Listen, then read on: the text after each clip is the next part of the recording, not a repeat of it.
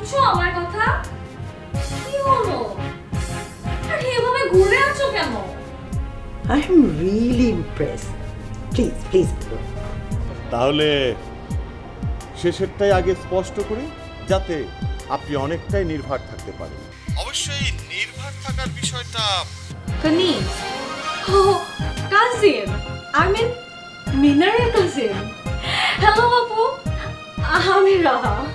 আপনার একজন ভয়ঙ্কর শত্রু আপাতত বেমালুম গায়েব নিখোঁজ।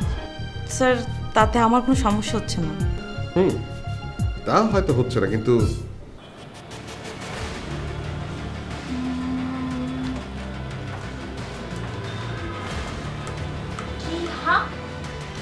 রাহা ইজ মি নেম। আমি একজন টপ মডেল। আমি বুঝতে পারছি না, আমাকে দেখে তো খুব চেনার কথা, কারণ রাস্তায় বের হলেই বিলবোর্ড আর ঘরে বসে টিভি ছাড়লে সারাক্ষণ আমাকে দেখা যায়। হ্যাঁ, আপনি যে কেন আমাকে চিনতে পারলেন না? আচ্ছা, আপনি কি রাস্তায় বের হন না, নাকি আপনি বসে টিভি? রাইট, না হলে আপনি আমাকে চিনতেন। ভেরি সিলি ওয়ার্ডস যে আমার পাশে টিভি নেই, রাস্তায় বেরোই না। এনিওয়ে, আসলে মানে আমি দেশের বাইরে ছিলাম, তো আপনাদের মতো সো কল সেলিব্রিটিদেরকে চিনি না। এনিওয়েজ, ও কোথায়?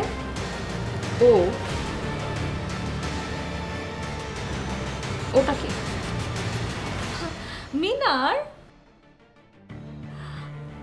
মিনার ছাড়া আর কি? ও মিনার, ওটা মিটিং এ আছে, চলে আসবে। আপনি বসুন। আমি একটা বিষয় কোনোভাবেই বুঝতে পারছি না।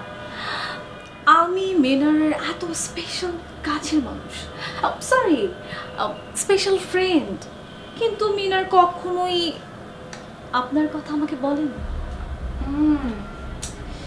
আমিও না খুব অবাক, মানে এই যে আপনি বললেন স্পেশাল ফ্রেন্ড, আপনার মতো এত সুন্দরী একটা ফ্রেন্ড মিনারের আছে, আমাকে কখনো বলেনি। সরি, বোধহয় প্রয়োজনই বোধ করেনি, কারণ মানুষ তার স্পেশাল জিনিসগুলোকে সবার সাথে শেয়ার করতে চায় না।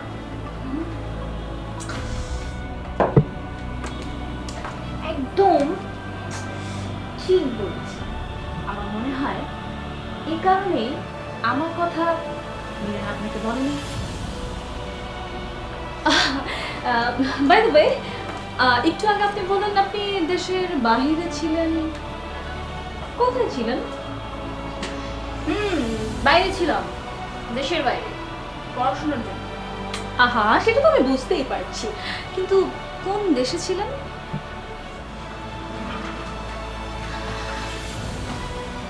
কোন দেশে ছিলাম সেটা জানা কি আপনার জন্য খুব জরুরি?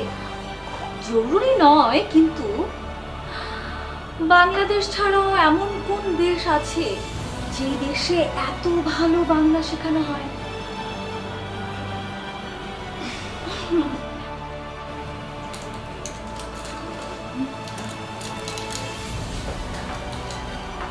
আচ্ছা, আপনি এখানে ঢুকতে ঢুকতে কি জানি একটু বলছিলেন, কন্ট্রাক্ট।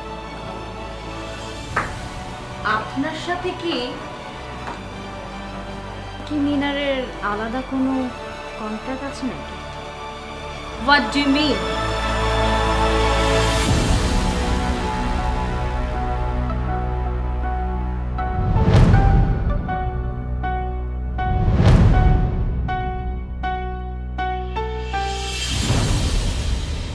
সো ফোনটা আপনি রেখে দিবেন না? না না না, সেরকম হলে তো আমার কৃতিত্ব থাকবে না। শুনুন, আপনি ফোনটা রেখে দিবেন এবং তারপরে এই নাম্বারটা ট্র্যাক করে নাম্বারের মালিককে খুঁজবেন। শুনুন, ট্র্যাক করে এই নাম্বারের মালিকের নামটা যদি জানেন, সেক্ষেত্রে আপনার হার্টবিট লিটল বিট বেড়ে যাবে, বুঝেছেন? সো আপনার জানার দরকার নেই, আমি নিজেই নামটা বলতে চাই। বলবো? তা বলবেন। আপনার সেই প্রাণপ্রিয় স্বামী জনাব শিকদার সাফায়েত শামস এই ফোনের মালিক, যেটা অবশ্যই হস্তান্তরযোগ্য, যেমন হস্তান্তরযোগ্য আপনার বগল দাবার সবকিছু। বাহ, নামটা তো দেখছি খুব প্রপারলি বলেছেন। প্রপারলি নামটা বলা একটা আর্ট, বাট আপনার এই নির্লিপ্ত থাকার বিষয়টা কিন্তু মোটেই আর্ট নয়, এটা আসলে একটা কৌশল। যেই কৌশলের বিনিময়ে আপনি 13 বছর 3 মাস 13 দিন আগে জনাব শিকদার সাফায়েত শামসের কাছ থেকে সব কিছু হাতিয়ে নিয়েছেন, এবং সেই হাতিয়ে নেওয়ার ফলে আপনার প্রাণপ্রিয় শিশা 13 বছর 3 মাস 13 দিন যাবত নির্বাসনে জীবনযাপন করছেন। তবে হ্যাঁ, এসব কথা বাদ দিন, আপনি এক কাজ করুন, আপনার টেকনিক কৌশল যা কিছু সাজানো সাজিয়ে ফেলুন, আমি এসে সরে জমিনে তদন্ত করে দেখব। বাই, রাখলাম।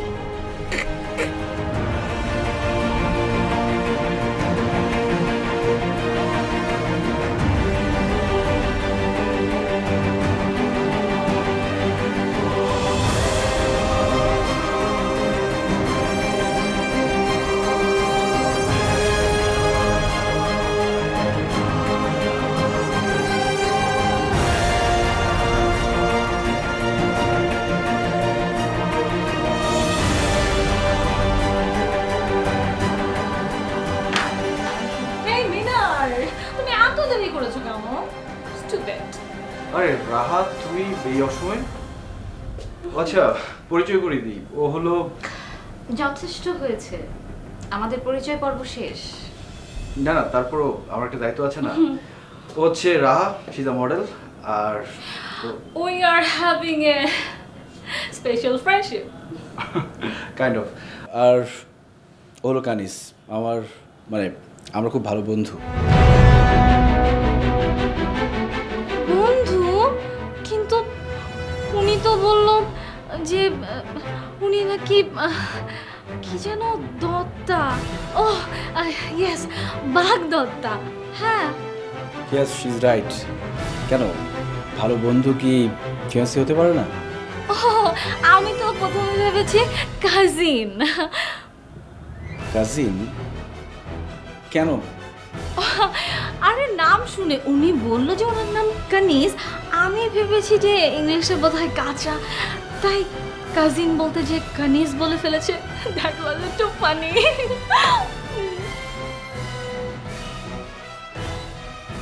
কারণটা কি স্যার? আরে কারণ তো নিশ্চয় আছে, আমি তো আর এমনি এমনিতে চাচ্ছি না, তাই না? কিন্তু স্যার, ওনার অনুমতি ছাড়া ওনার রুমের চাবি কাউকে দেওয়া নিষেধ আছে। আরে বাবা, কি আশ্চর্য! আমি কি বাইরে কেউ নাকি? স্যার, আই মিন, আপনি শাফিন স্যারের রুমের চাবি দিয়ে কী করবেন? আপনার কিছু লাগলে আমাকে বলুন, আমি এনে দিচ্ছি আপনাকে। আরে না না, আসলে হয়েছে কি,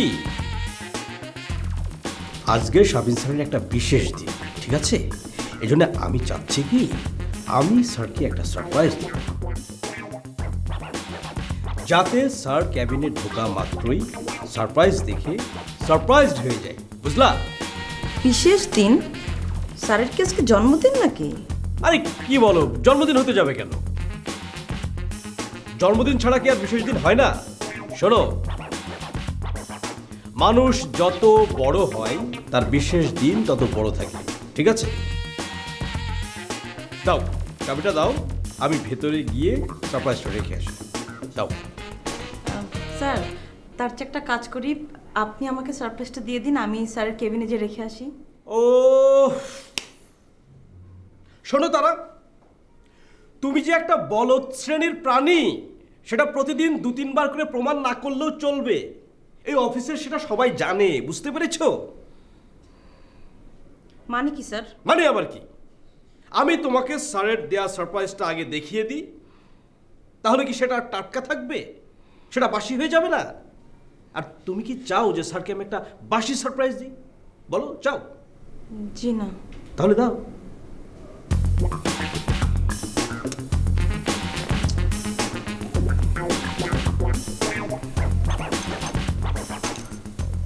thank you, thank you, thank you. তারা, তোমাকে আমি এত পছন্দ করি কেন জানো? কেন স্যার? বসরা যেটা বলে তুমি সেটা অক্ষরে অক্ষরে পালন করো, আর তোমার এই গুণটা তোমাকে অনেক দূর নিয়ে যাবে, বুঝতে পেরেছো? Thank you sir. Thank you. ও, আর সবচেয়ে জরুরি কথা হলো, আমি যে শফিন স্যারের রুমে সারপ্রাইজটা ফিট করব তাতে একটু সময় লাগবে, আর এর মধ্যে যদি শফিন স্যার চলে আসেন তাহলে তুমি যেটা করবে, তুমি নানান রকম কথাবার্তা বলে তাকে সামনে আটকে রাখবে, যাতে করে শফিন স্যার ভেতরে ঢুকতে না পারে। না হলে কিন্তু স্যার সারপ্রাইজটা দেখতে পাবে না। আর আমাকে তুমি স্যারের ক্যাবিনেট চাবি দিয়েছো, এই অপরাধে তোমার চাকরিও চলে যাবে। আর তাই আমি যতক্ষণ পর্যন্ত স্যারের ক্যাবিন থেকে বের না হচ্ছি ততক্ষণ পর্যন্ত তুমি স্যারকে এখানেই আটকে রাখবে, বুঝলা? আর শোনো, সারপ্রাইজটা রেডি হয়ে যাওয়ার পরে আমি স্যারকে বলবো যে এই বিশেষ দিনে তুমি আর আমি মিলে স্যারের জন্য এই সারপ্রাইজটা রেডি করেছি। শোনো, তুমি নিজে যেন আবার বলতে যেও না, তাহলে কিন্তু গুবলেট পেকে যাবে। আরে চিন্তা করো না, এবার তোমার প্রমোশনটা হয়ে যাবে, ঠিক আছে? শোনো, এখন আর কোনো কথা না, তুমি চোখ কান খোলা রেখে আমি যেটা বলেছি সেটা করো। আমি স্যারের রুমে গিয়ে সারপ্রাইজটা রেডি করি, ঠিক আছে? জি স্যার। বাই।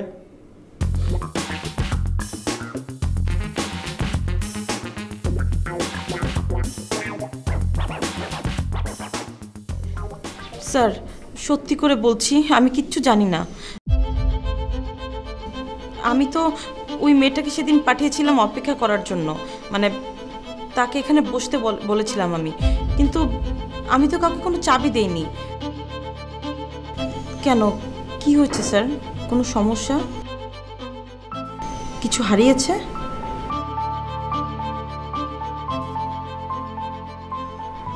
ঠিক আছে, তুমি এখন আসতে পারো। আর নীরাকে একটু আসতে পারো। জি স্যার। স্যার,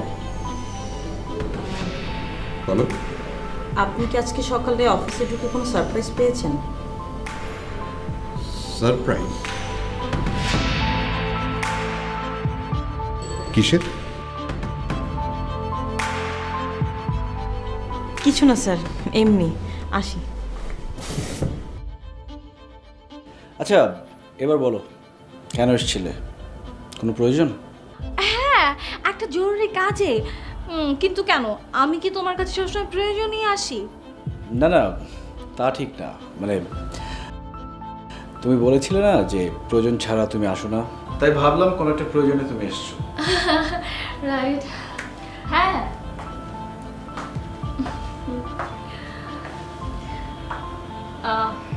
ওনার খুব বড় একটা ক্ষতি হয়ে গেছে, তোমার কাছে উপকার চাইতে এসেছে। কিসের উপকার? কি হয়েছে বলো? আমি আসলে জরুরি কাজে এসেছিলাম, বাট কেন যেন সবকিছু ভুলে গেছি, কিছু মনে পড়ছে না। হ্যাঁ, এরপর যখন মনে পড়বে নোট ডাউন করে রেখো, তাহলে আর ভুলবে না। ওকে। তাই না গাইস? হ্যাঁ, আমার মনে হয়।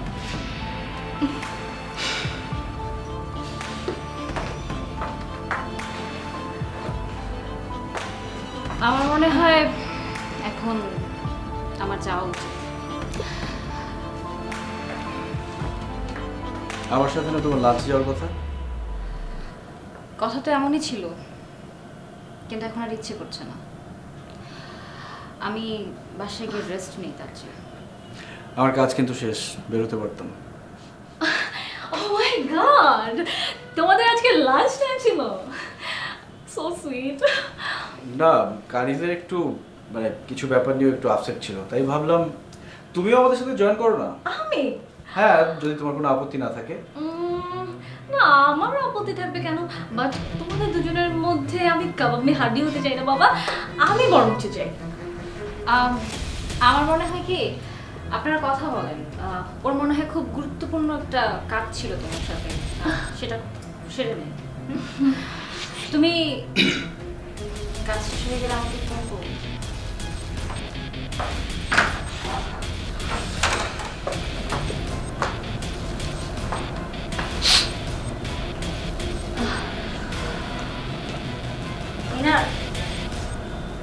কাজ শেষ হয়ে গেলে আমাকে ফোন করো।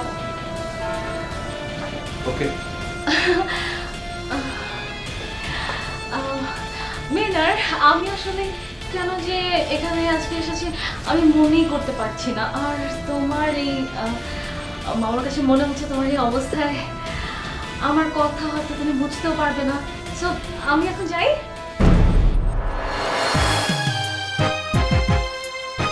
একদম বিধ্বস্ত দেখাচ্ছে তোমাকে, মনে হচ্ছে যেন কোনো যুদ্ধ থেকে ফেরত আসলে। এটাকে তুমি একরকম যুদ্ধই বলতে পারো। শাফিন স্যারের সামনে বসে থাকা আর যুদ্ধের ময়দানে ঘোরাফেরা প্রায় একই ব্যাপার। চিন্তা তো আর কেউ করতে চায় না শফিন, চিন্তাগুলো চলেই আসে। কোনো সমস্যা? আমাদের সমস্যা কি আর কোনো শেষ আছে? ভুলেও তুমি লাবলু স্যারের কথা শাফিন স্যারকে বলবে না। তুমি বলবে তুমি কাউকে দেখোনি, তার রুমে কেউ আসেনি। ওমা, এরকম একটা মিথ্যে কথা আমি কেন স্যারকে বলবো?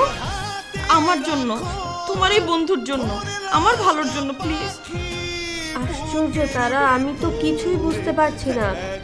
এই মিথ্যেটা বললে তোমার কিভাবে, কিসের ভালো হবে? আমি এখন আপাতত অত কিছু বলতে পারবো না, আমি তোমাকে পরে বলবো। শুধু এইটুকু জেনে রাখো যে তোমার একটা মিথ্যে আমাকে বাঁচাতে পারে, প্লিজ। নগর জোনা